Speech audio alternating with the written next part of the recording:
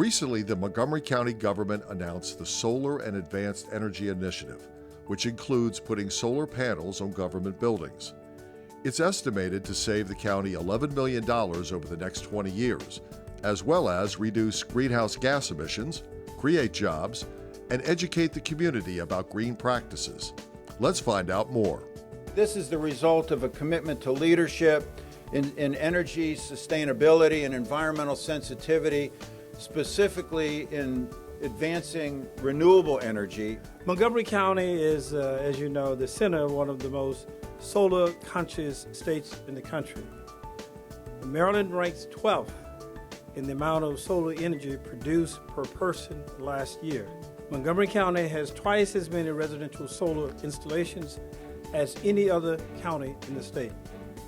Much of that growth is attributed to the policies we've adopted here in Montgomery County, which are having a real effect on the growth of solar energy and renewables.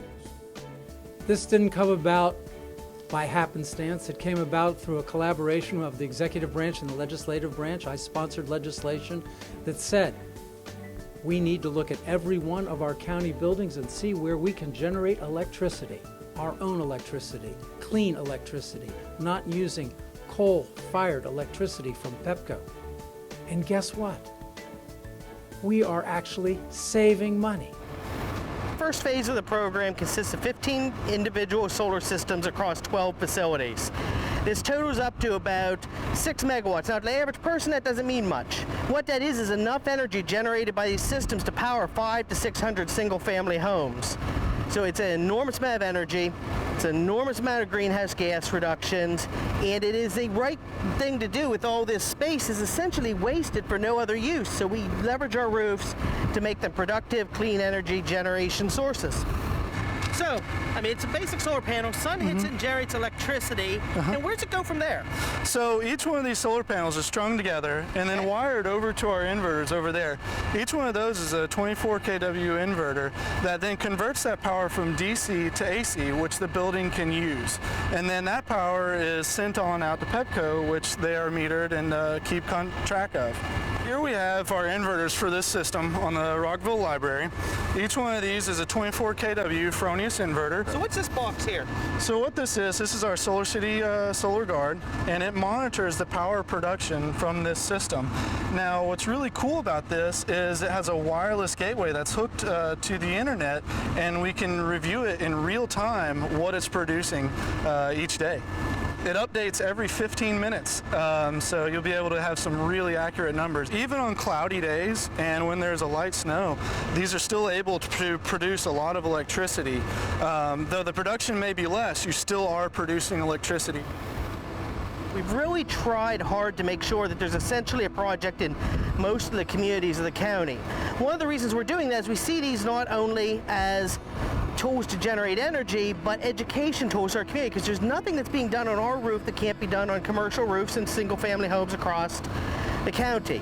So this site, particularly being a library, is a natural fit because it allows us to put this asset here, and then we can start building some educational programming around it. We also are doing a lot of recreation centers. Again, another touch point with the community where our residents are using these facilities, and we're actually, wanting them to be part of that sort of community fabric.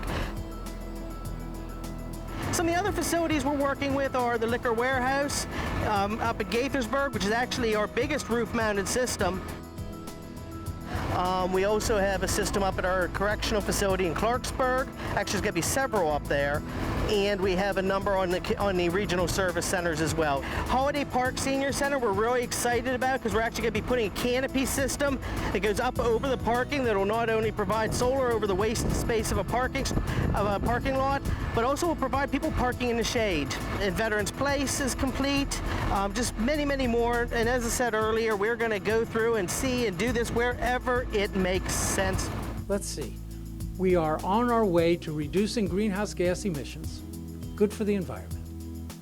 We are saving $11 million over the course of the next 20 years.